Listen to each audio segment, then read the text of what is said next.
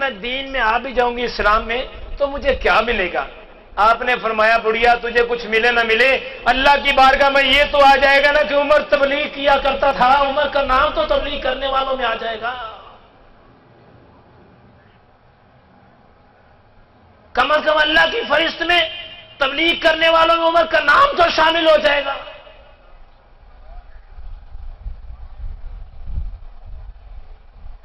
تمام تر اولیاء کرام کی یہی ڈیوٹی رہی ہے کہ برائی سے بچانا اور اچھائی کی دعوت دینا۔ تمام تر اولیاء اللہ کا یہی منشور رہا ہے، برے کاموں سے روکنا اور اچھے کاموں کی دعوت دینا۔ اگر آپ بزرگوں کو ماننے والے ہیں نا، اللہ کے فضل و کرم سے ماننے والے ہیں، اللہ کی رحمت سے ماننے والے ہیں، تو خدا را بزرگوں کی بتائی ہوئی باتوں پر عمل کرو۔ ایک ہوتی ہے عبادت، ایک ہوتا ہے عمل۔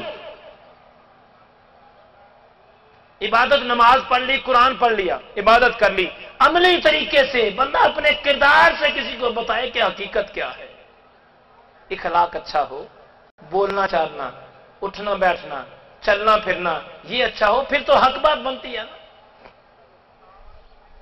حضرت ابو ہریرہ رضی اللہ عنہ کا تبلیغ کرنے کا انداز، میں اس لیے آپ سے باتیں ساری گزارش کر رہا ہوں کہ آج تو ویسے موسم بھی ٹھیک ہے، گرمی تو لگ رہی ہوگی لیکن آج ہوا چل رہی ہے۔ آپ کو اس لیے بات کر رہا ہوں کہ اس گرمی کے موسم میں زندگی میں یہ دن آپ کو دوبارہ دیکھنے نصیب نہیں ہوں گے۔ مسجد بن جائے گی، مسجد میں جمعہ ہوا کرے گا، وہ ایئر کنڈیشن ہوگی، ایئر کنڈیشن کے نیچے نماز پڑھ کے چلے جایا کریں گے۔ یہ گرمی کی نمازیں کبھی کبھی یاد آئیں گی آپ کو۔ یہ نوجوان ہیں اپنے بچوں سے کہیں گے مسجد بن رہی تھی، ہم نے وہاں پر جا کے اور جناب علی ٹینٹ کے نیچے نمازیں پڑھا کرتے تھے۔ یہ باتیں یاد رہ جاتی ہیں، وقت گزر جاتا ہے انسان کا۔ جیسے انسان کو بچپن کی باتیں یاد ہیں، بندہ مسلمان جو تو نے اپنی زندگی میں بچپن میں بھی نیک عمل کیا ہے، اللہ کے ملائکہ نے لکھا ہوا کہ اس نے یہ نیک عمل کیا تھا۔ تبلیغ کرنا سارے مسلمانوں پر لازمی ہے، خاص کر وہ لوگ جو قرآن کو پڑھنے اور پڑھانے والے یہاں موجود ہیں۔ خدا را وہ اپنے جن کو پڑھا رہے ہیں ان کو اپنے اخلاق اور کردار سے بتائیں کہ یہ نیک کام ہے، اپنے عمل سے کسی کو ثابت کریں۔ کبھی صحابہ کا طریقہ تو دیکھیں تبلیغ کرنے کا کیا تھا۔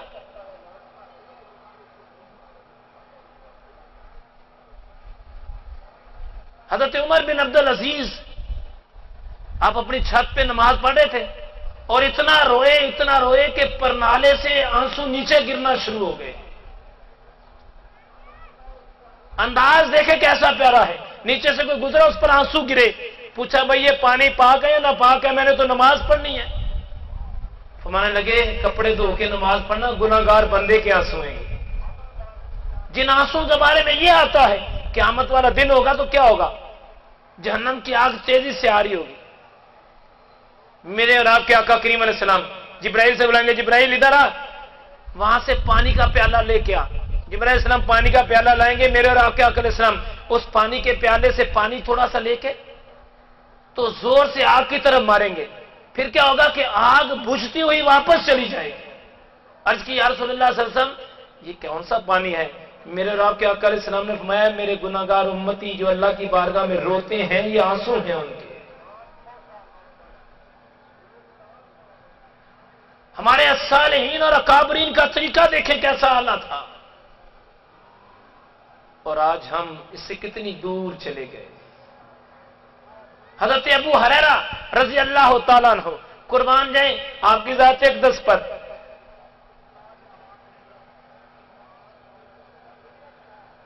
حضرت ابو ہریرہ رضی اللہ عنہ اپنی ماں کو، ماں مشرکہ تھی، مشرکہ، اپنی ماں کو تبلیغ کیا کرتے تھے، اماں تو مسلمان ہو جا، تو میرے آقا پر ایمان لیا، تو میرے آقا پر ایمان لیا، اللہ کو ایک وحدہ لا شریک ماننا شروع کر دے، اپنی ماں سے کہا کرتے تھے۔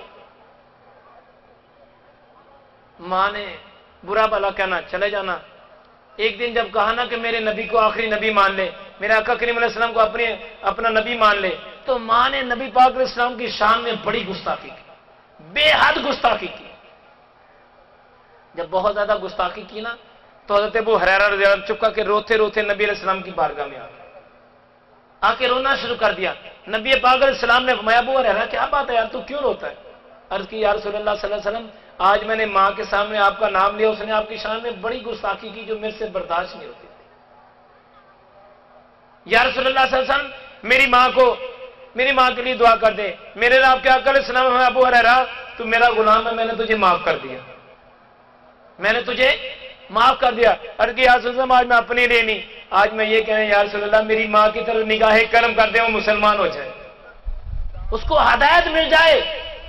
نبی علیہ السلام نے فرمایا جا تیری ماں کو ہدایت مل گئی. دعا کی اللہ ابو ہریرہ کی ماں کو ہدایت دے دے. ابھی دعا کر کے ہاتھ نیچے کیے تھے, حضرت ابو ہریرہ رضی اللہ عنہ نے وہاں پر جہاں بیٹھے تھے اٹھے اور دوڑ لگا دی, محفل میں بیٹھے ہوئے دوڑ لگا دی. صحابہ نے بلایا اور پکڑا, کرے دیکھ تو نبی علیہ السلام کی مجلس میں بیٹھا ہے, یہ نبی علیہ السلام کی شان میں گستاخی ہے, تجھے چھوڑ کے جا رہا ہے. کہ نہیں مجھے چھوڑ دو. آپ نے اپنی پوری طاقت سے اپنے آپ کو چھڑایا اور بھاگ کے چلے گئے. صحابہ نے پوچھا ابو ہریرہ کیوں بھاگتا ہے؟ آپ فرماتے ہیں میں یہ دیکھنا چاہتا ہوں پہلے میں پہنچتا ہوں یا پہلے میرے نبی کی دعا پہنچتی ہے میرے گھر کے اندر. اے صحابہ چھوڑ دو مجھے, میں یہ دیکھنا چاہتا ہوں پہلے میں جاتا ہوں یا میرے مصطفیٰ کی زبان سے نکلے ہوئے الفاظ وہاں پر پہنچتے.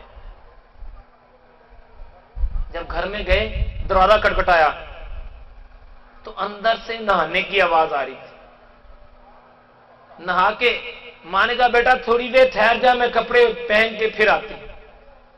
جب کپڑے پہن کے ماں نے دروازہ کھولا, جیسے ماں نے دروازہ کھولا تو فرمایا کہ بیٹا تو بھی مجھے معاف کر دے, اپنے نبی سے بھی کہہ وہ مجھے معاف کر دے, میں نے کہہ دیا آج سے لا الہ الا اللہ محمد رسول اللہ.